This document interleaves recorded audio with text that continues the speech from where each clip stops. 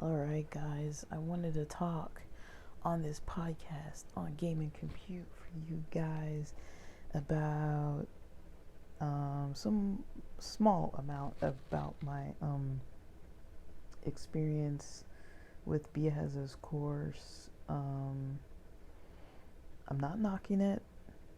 I don't think I have anything to knock about it.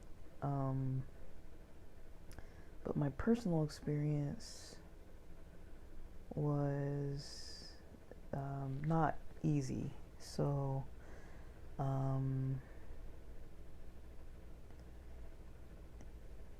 I've explained in other episodes kind of the deviated path that I decided to take for my own choice of doing things. I made that decision on my own. Biaheza wasn't saying to do it that way, or there were a lot of things that I just kind of did on my own that they weren't really recommended necessarily or discouraged, but certain things like using workers from Fiverr, certain things like you know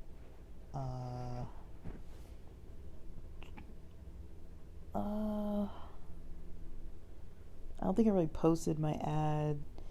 I don't think I got past the Facebook restriction issue. So I spent some time and money on an ad that was based on Biaheza's one of the niches that he built his store around, a winning product, and I tried to basically sell that item. So I basically tried on OfferUp and I tried on my own store, but yeah, my store wasn't getting a lot of organic traffic.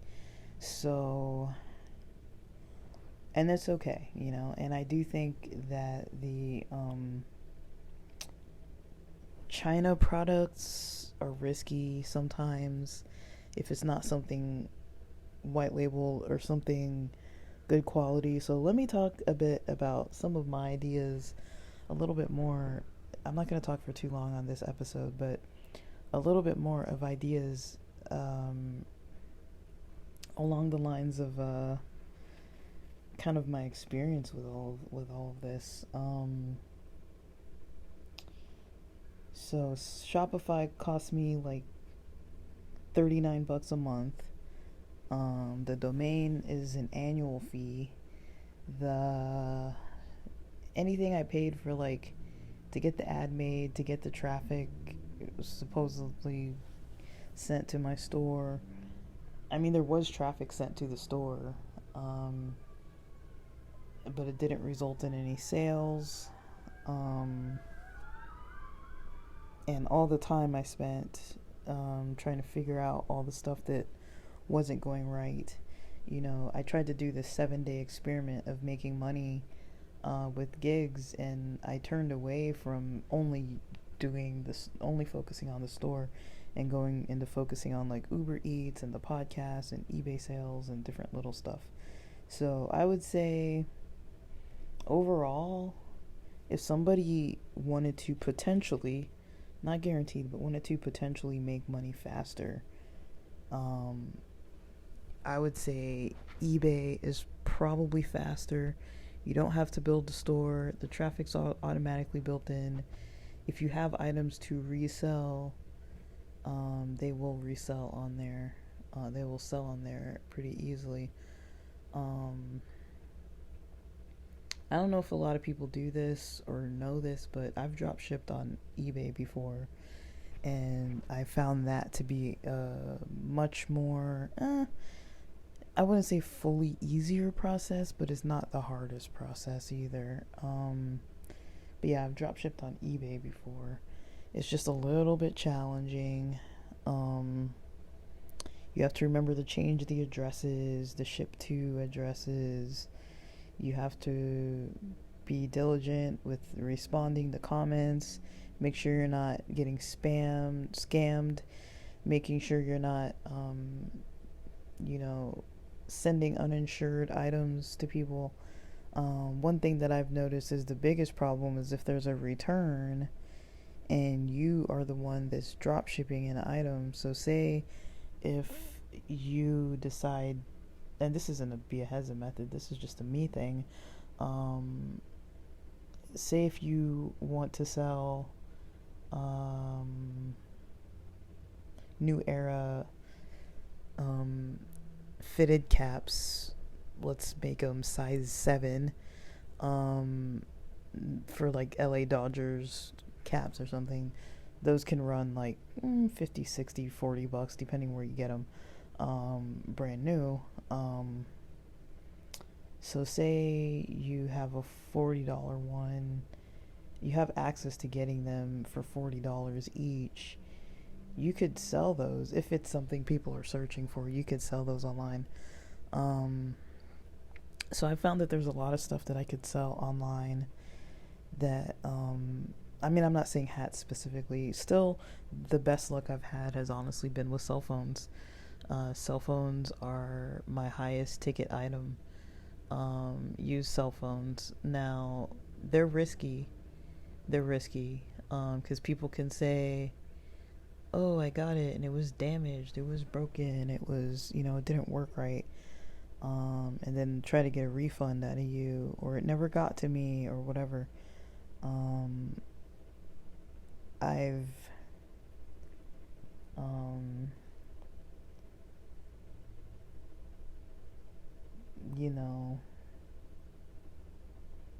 I've been able to figure that one out.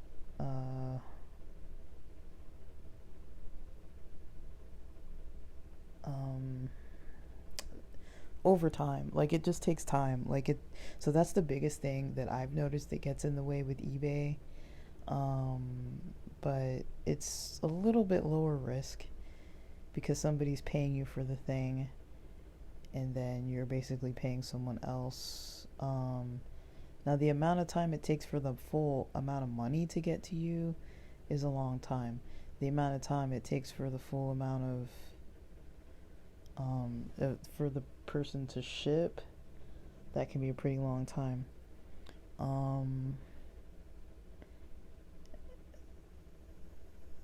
So, you got to make sure you know what you're doing.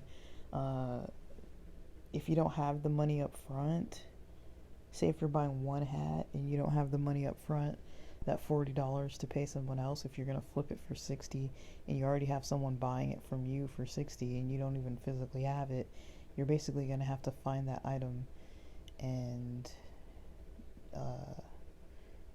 get it shipped. And so, yeah, I've heard people say, oh, send it back to the other person. If somebody wants a return, then you ask for a return on your behalf.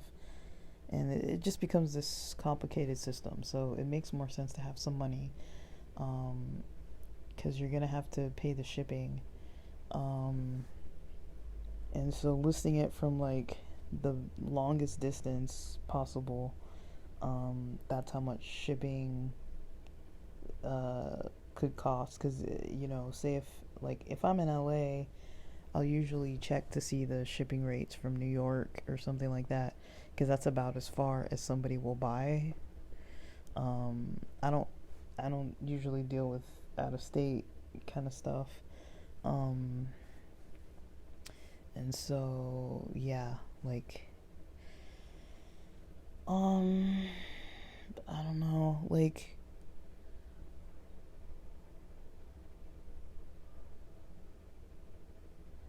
I would like to know, or kind of like to know,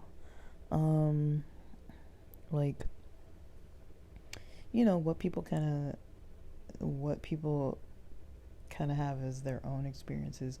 There's so much clickbait material out there. There's so much stuff out there that shows people did this and they made this much money, but what they don't always show are all the problems that come up. Now, Biaheza seems to be pretty honest with his videos and posts often about, the problems that might arise. But he seems to always be able to resolve those issues, and it does shave a couple days off his time that he's supposed to take to get something done. So if he gives something a week or 7 days, it's like a challenge. And he's had episodes in the past where he's like, day trading or something, and he's like, if I don't make this amount of money or make a profit off of this amount of a profit or whatever, I'm gonna shave my head or something like that. Like he would do stuff like that. And so, I mean, he also has money to spend. So another thing I notice is that he spends a lot of money.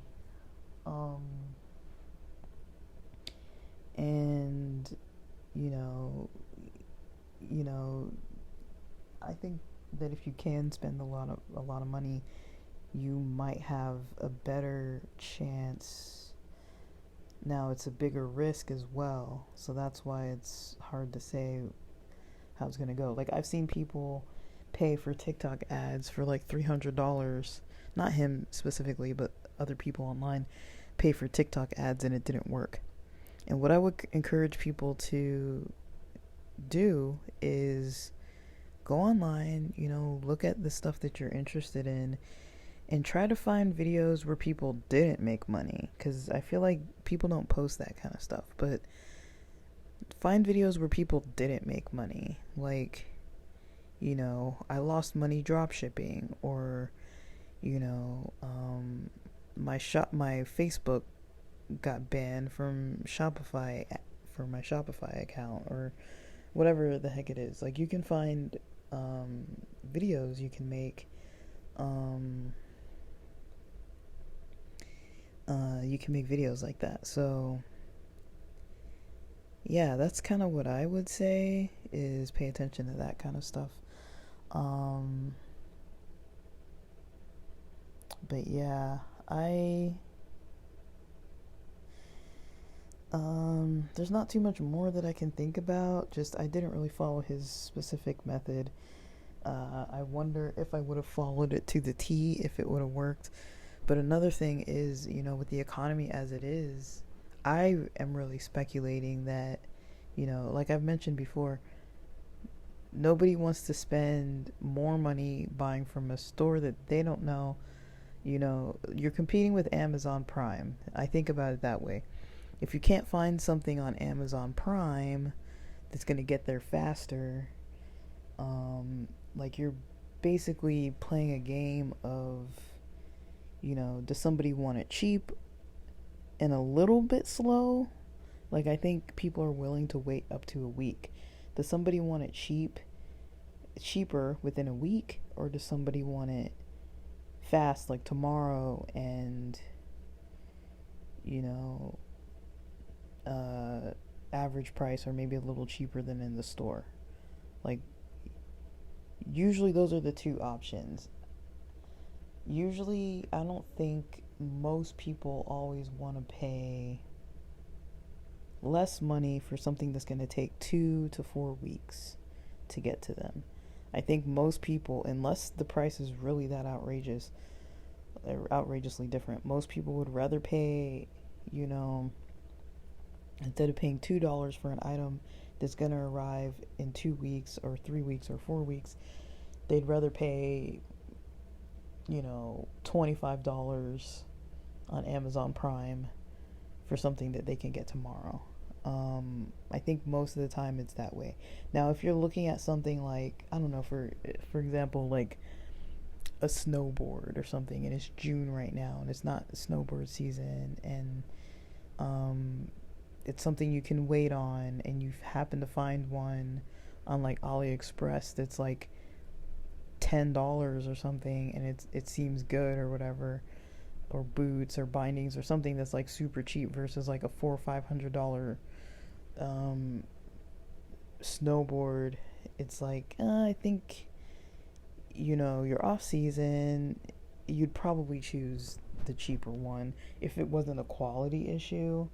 Now, a lot of these places in China, they even rip each other's ideas off. So sometimes you'll look at a company that's selling like a device of some kind, let's say headphones, and it's a specific kind of headphone, and then there's like 10 other places selling the same headphones for a few cents difference, or maybe a buck or two difference, and they're the same thing. It might have a little different writing on it, little different color schemes, little bitty different things, but they look exactly the same.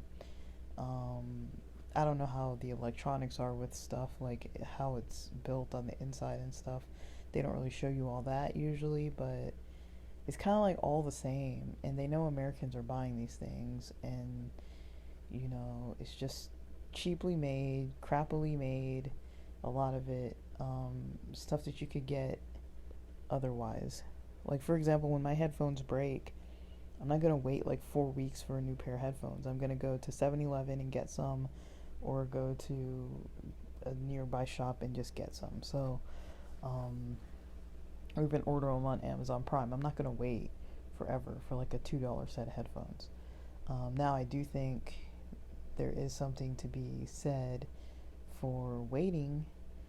You definitely save a lot of money, but because a lot of the items are so kind of like poor quality, is it really worth, saving that time? And sometimes when you get the item, it doesn't really seem or look like you want it to. Like, they use a lot of lightweight plastics, flimsy pieces, a lot of like electronic parts might not work very well.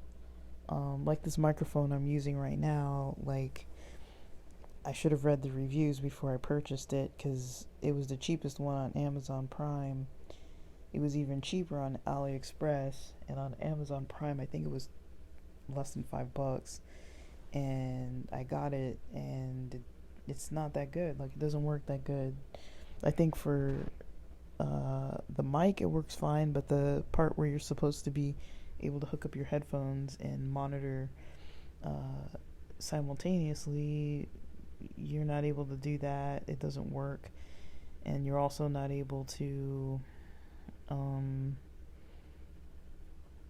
you're not able to do that. You're not able to just listen through your headphones either. So you can't monitor or just listen through your headphones, like listen to a playback through your headphones through the cable that's on this microphone. And when I went back and read the reviews, I was like, oh, like, so many people had the same problem as me. So I should have spent an extra $5, $10 on something that actually worked. You know what I mean?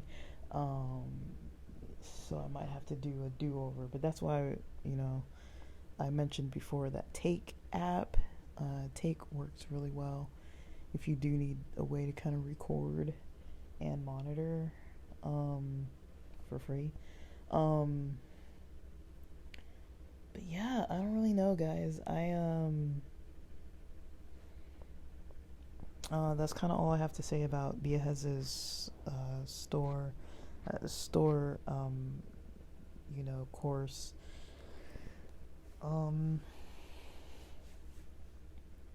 I think the information is worth it.